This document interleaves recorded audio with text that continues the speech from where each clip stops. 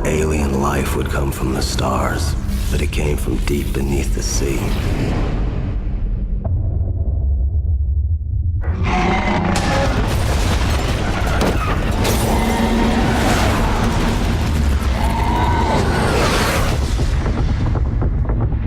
They never considered our ability to stand,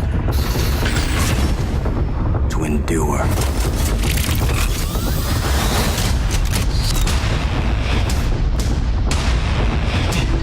Rise to the challenge. Initiating launch operations. Gypsy danger.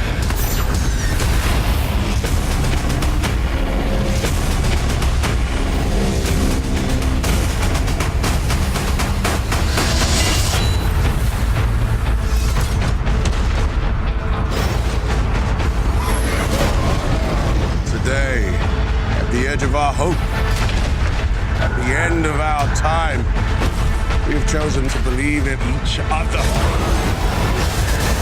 Today we face the monsters that are at our door.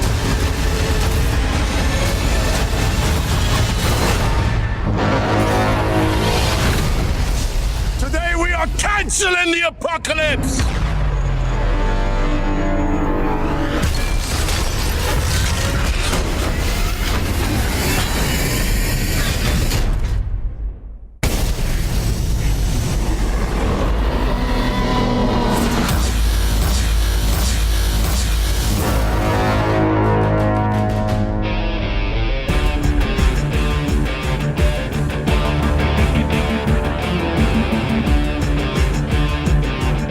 Hello, everyone, and welcome to Geekfest Rants. My name is Carlos Perron, and joining me today I have Steve Lavona. Hello, Steve. Hey, Carlos.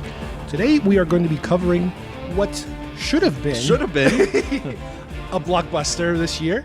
It's one of those movies that if I hadn't seen it, I would be kicking myself for not seeing it. Me too. Like we've done in previous episodes in previous years. And we are talking about Pacific Rim. Now, tell us a little bit, Steve, about the fact that the director of Pacific Rim, Guillermo Del Toro, what was he supposed to do before doing this? Or even, he wasn't maybe even supposed to do this at all. Oh my gosh. Well, most of our audience would know that he was slated to do The Hobbit. And that was going to be a multi-year project. Oh, yeah. That was going to take him out of the game for a long time. Not only writing, but directing. Both. And working with Peter Jackson very closely. And even though he did not end up directing it, it did take him out of the game for many years. Yes. Because the last movie that Del Toro directed was Hellboy 2, which came out in 2008. Right. So, and he rightly so got the credit for at least writing or co-writing, screenwriting or something like that. The Hobbit. Because he spent so much time on it. Production design, character design. He was intimately involved before he ended up pulling out, which was as a result of all the lawsuits and financial problems that MGM was having and fights with New Line and all these other people. So when he finally realized that he was not going to be attached, all of a sudden Pacific Rim popped up. Rim. But I think prior to Pacific Rim, he was also attached to The Mountains of Madness. Yeah. Which the plug was pulled on that one prior to him doing Pacific Rim. And that was another one I forgot about that. Yeah, I was very interested in that one. And that, I would say the 11th hour, that got the plug pulled. And so I guess he had Pacific Rim in his back pocket, and he decided to focus his efforts on that. And just right before we get into that, as just a fan, I was hoping that maybe somewhere in there he'd slide Hellboy 3 in. Because I like the Hellboy movies. I especially liked Hellboy 2. And it ended on not a cliffhanger, but a setup for like the final chapter of the trilogy. And I can guarantee he's going to come back to it at some point. I hope so. Because I think it's his baby. It really. And Ron Perlman is very tight with him, and he casts him in his movies. And it's his muse. It's his muse. It's his Scorsese to his De Niro. And that's just an aside. I do hope they get back to that. But so then Pacific Rim. Right. Now, the only thing we knew originally was that it was some kind of a robot fighting versus movie. Monsters. I wasn't even sure there were monsters involved. And immediately, when somebody says to me, robots fighting gigantic other robots or another monster or something, I'm thinking Robot Jocks. which, to tell or the Transformers. Truth, well, to tell the truth, I don't think I've ever fully seen Robot Jox, but I've seen enough of it to say, what the hell are people thinking? This is like 1980, what, 7, 8, something like that? Late 80s. And if you guys want to take a look, go to YouTube. You can find the trailer. It's there. It is just so ridiculous. It's Charles Band. He did all the Trancers movies and the Dr. Mordred and all that crap. I mean, you know, it was all B-movie trash, you know, straight to video. But up until Transformers, the modern Transformer films, we had not seen that yet. And I've had a really not so good relationship with Transformers because... Me neither. On one hand, I love the setup of the first film, the whole... We don't know what they are yet. Right. We don't know what's going on. These overwhelming forces coming at you. And then it's like, oops, here comes Hasbro. You know that. So that's my experience of Transformers. So this is something different and hopefully better than Transformers. Those are my expectations. Mine too. You know, not just because of the concept, but because of Del Toro. I mean, this is a guy, he directed Blade 2, which is the best one in the series. Yes. He directed Pan's Labyrinth, which I think one of the most imaginative, inventive, scary, you know, just high concept movies. He directed, as I mentioned before, the Hellboy films. And he's got his earlier, what's it, Chronos and some of these other Mimic. films. Remember Mimic? Oh my God, Mimic. Which has a director's cut, which I still have yet to see. You and I... Did he do Devil's Backbone? I don't want to get yelled at, but I think he directed it. He has a history of horror, really. Yeah. I think overseas. And by the way, we saw Mimic together with our wives when it came out in the theater. Not that anybody cares. I'm just, you know, bringing that up. Anyway, but yeah, so his pedigree is really what attracted me to this film. Not just because I would love to see monsters and robots beating the snot out of each other. Again, I'm just a disciple of his. He loves old horror movies. I love old horror movies. He loves old monster movies. I love old monster movies. He loves the Hammer stuff. He loves the Hammer stuff. So he was very explicit. This was going to be a mashup, if you will, of those films. So, you know, I was completely on board. And I thought after last year's Comic-Con that this was going to be the film to beat for the summer. Obviously, I was wrong. Well, let's talk about the film itself. Sure. It's a very modern-looking film. I mean, the effects are great. Yeah. The best thing I liked about it was the fact that the fights, you could follow these fights. Yes. And it wasn't like Transformers where you have no idea who's punching who and who's winning. Right. Because it's just a big blur of 3D animation. Well, can I just make one slight complaint? Too much of it at night. Because what I saw during the day was great. So I felt like, well, I could see what was going on. Don't get me wrong. It wasn't like it was obscure or anything, but I just felt like I would have loved to have just had more visual information than, you know, the water, the darkness, the this, the that. That's my only complaint. I don't know this for a fact, but I imagine the reason for night might have been, number one, it's easier to hide things. And there was also a lot of rain at night. So you can kind of layer things and hide a lot of stuff. The other thing is, part of his homage, I imagine, it has to be Godzilla. Of course. And a lot of the Godzilla, the original Godzilla, because it was black and white and stuff, a lot of it took place at night where you're trying to hide the monster and you're trying to hide until the big reveals take place. Right. But in this movie, you got everything. You have first of all, it's very unusual the way the movie starts because it's not an origin story like they would do a typical superhero type of film. They give you a summary basically of the first 15 minutes of the movie is what led us up to this point. Right. So you don't have to spend an hour and a half or and then the monsters show up and everybody's like, ooh, we never seen a monster before. And these movies with these bloated running times are killing me. Ooh. You know, 2.5 hours, 2 hours and 45 minutes. No, I mean, my bladder can't handle that. So the concept is, in order to fight these crazy ass monsters that are huge, they build these gigantic robots that are controlled by 2 operators.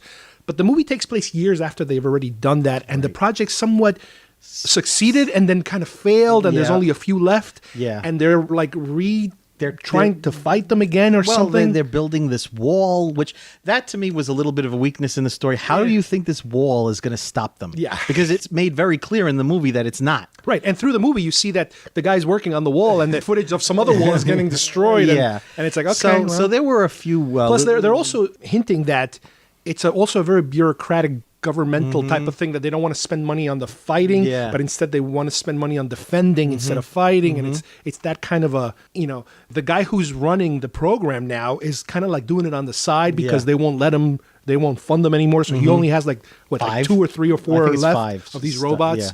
And the scientists that he has working under him kind of think that there's something big coming. They have something different is going to happen.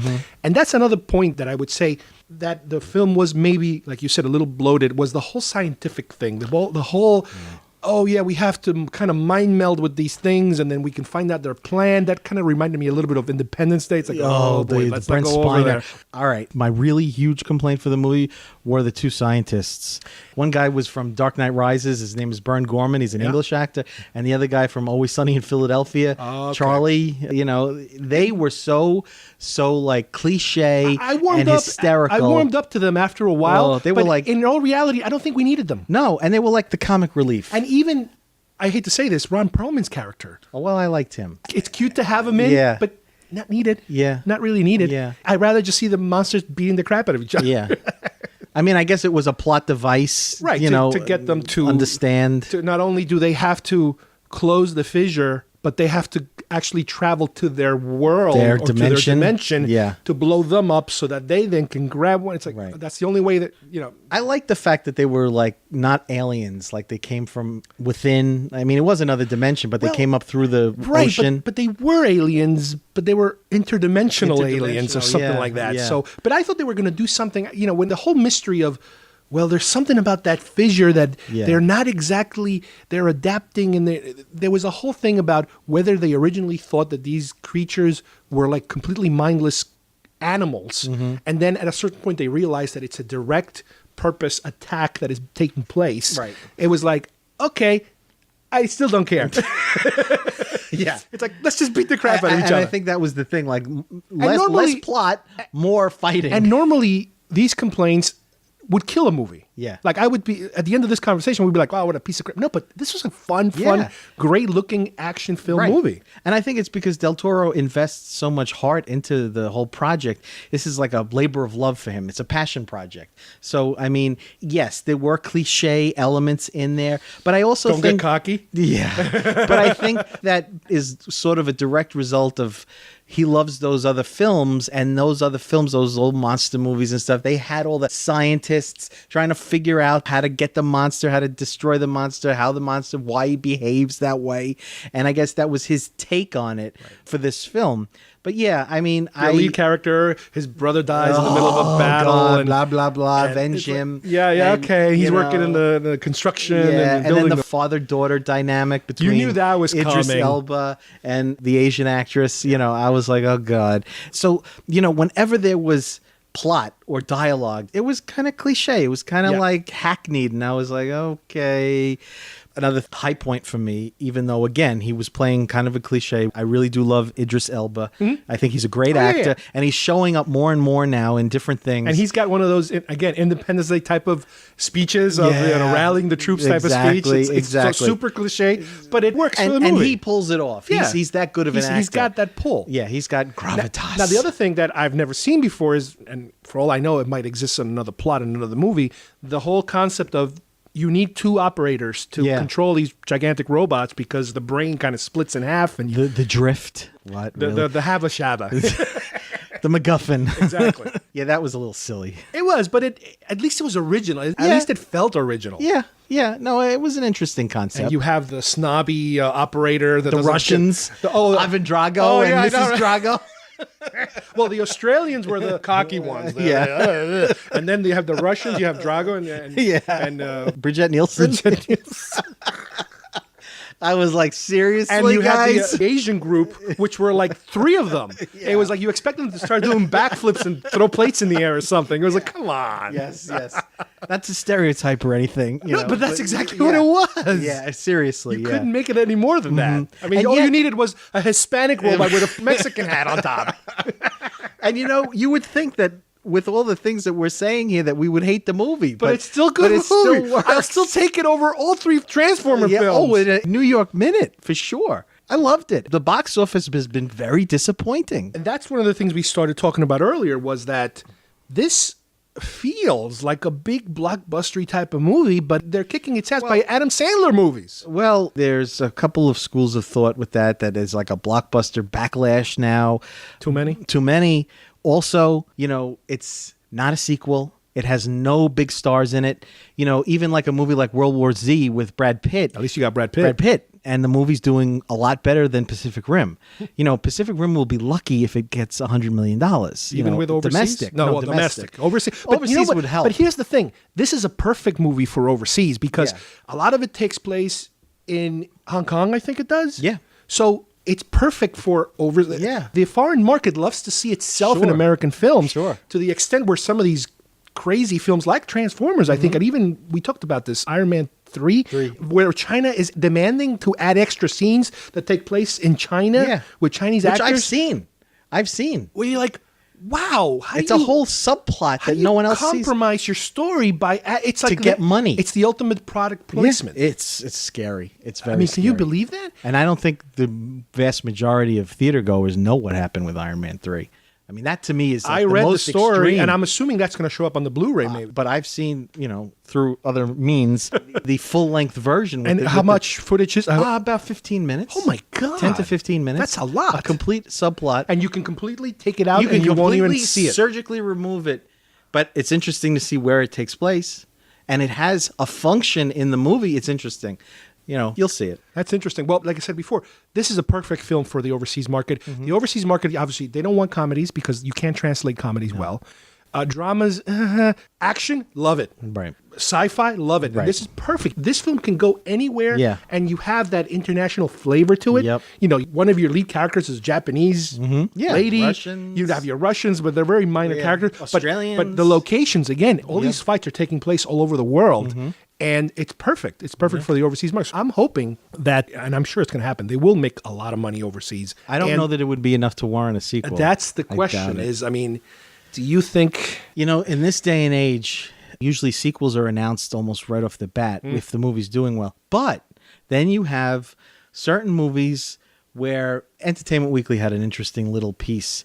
Why did these movies get sequels? Like Riddick or Percy Jackson or some of these other movies. And it was like you mentioned, it was foreign box office. It was other things, DVD, you know, things that added to the profitability of the movie. And they said, you know what? We'll make it for less. Knowing, you know, we'll hold the budget down and we'll make more money. Well, the perfect example is Dread. It's a movie that completely flopped, but we're hoping that between the DVD sales, which are pretty good from what I understand, and the foreign market might gather enough steam. Dread, there's an online petition now. Did you see that? I saw it. I saw it, and I'm going to sign it. I did. I'm hoping. Now, do you think, budget and box office aside, do you think this movie has the legs to go on? I don't see why not. Again, we're not talking about deep thinking here, you know.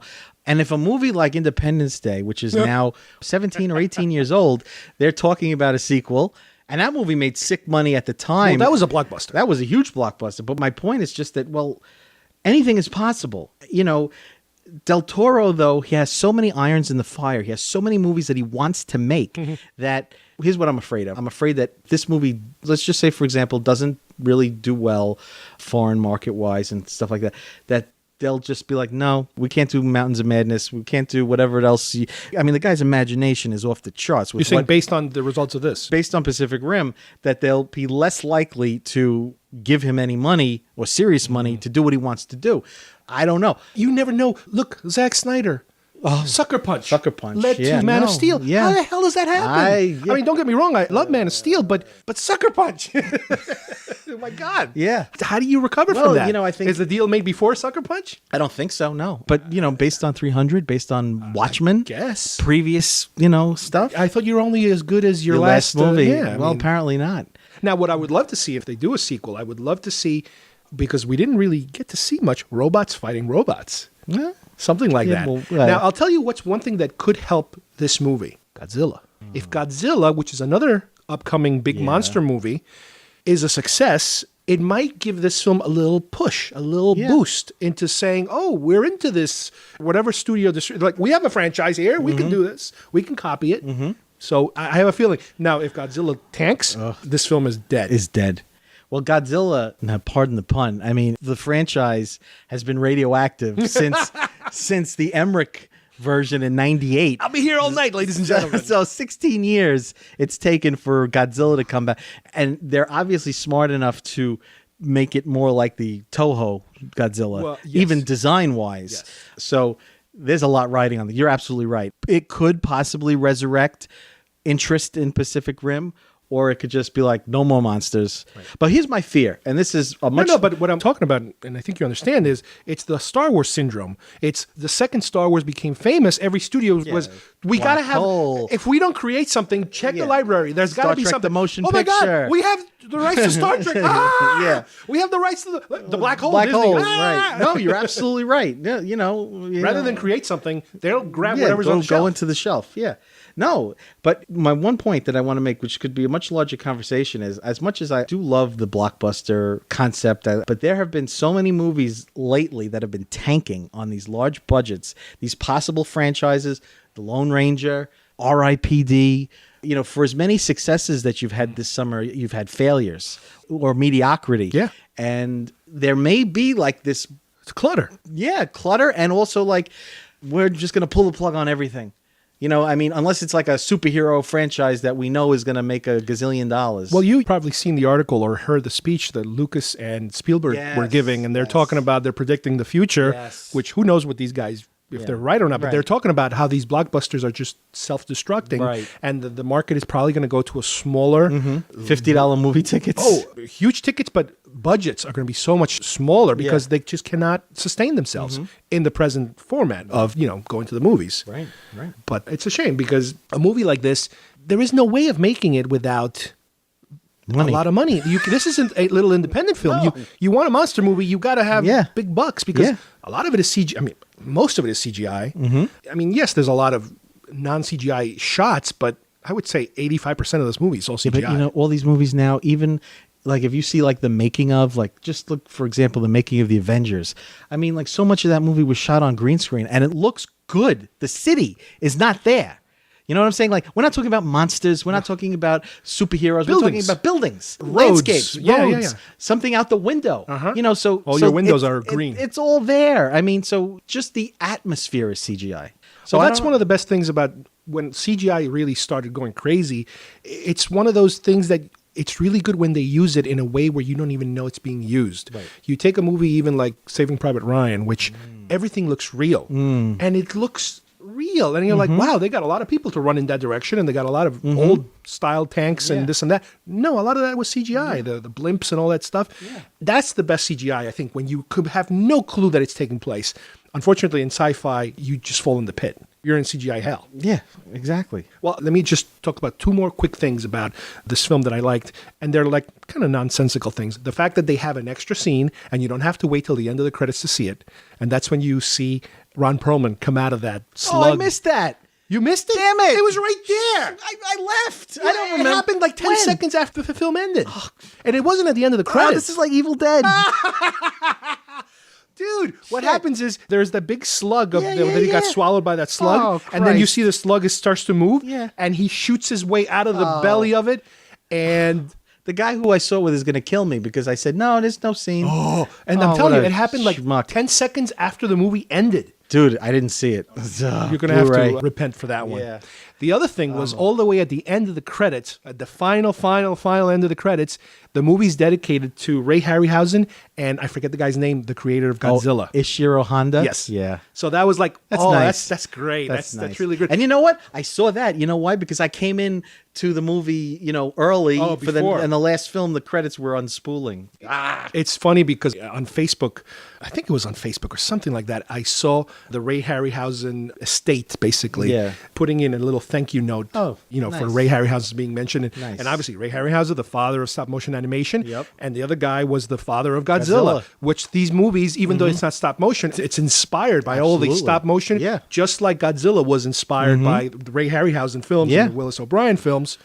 It all kind of comes full circle, and it's Del Toro's bread and butter. It's what he loves. Exactly. So that's going to be your homework assignment is you're going to have to go on the internet and troll for that extra scene. I will. It's a quickie little funny scene of him coming out. He's like, I forget what he says. I'm going to have to hand in my geek card. Oh, boy. Again, for the I don't know how many times. Anyway, Steve, I'd like to thank you today for My joining pleasure. us and talking about Pacific Rim. And who knows? This is going to turn into another Dread thing where we'll just keep hoping that one day they make another one. Yep. So on behalf of everybody here, thank you for joining us, and we'll see you here next time at Geekfest Rants. Bye-bye, everybody.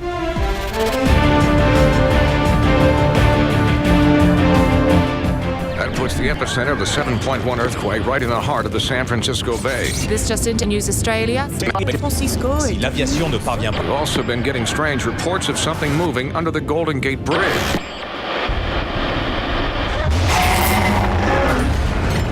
I mean, it must be 300 feet tall. Cars are tumbling off the bridge. San Francisco has now become a war zone. Unless the jets can bring down this massive creature, I don't know what is going to be left of this city. Cutting a 3-mile wide path of destruction for the city of San Francisco before a barrage of missiles brought the giant beast down. I can only pray that this is the end of it.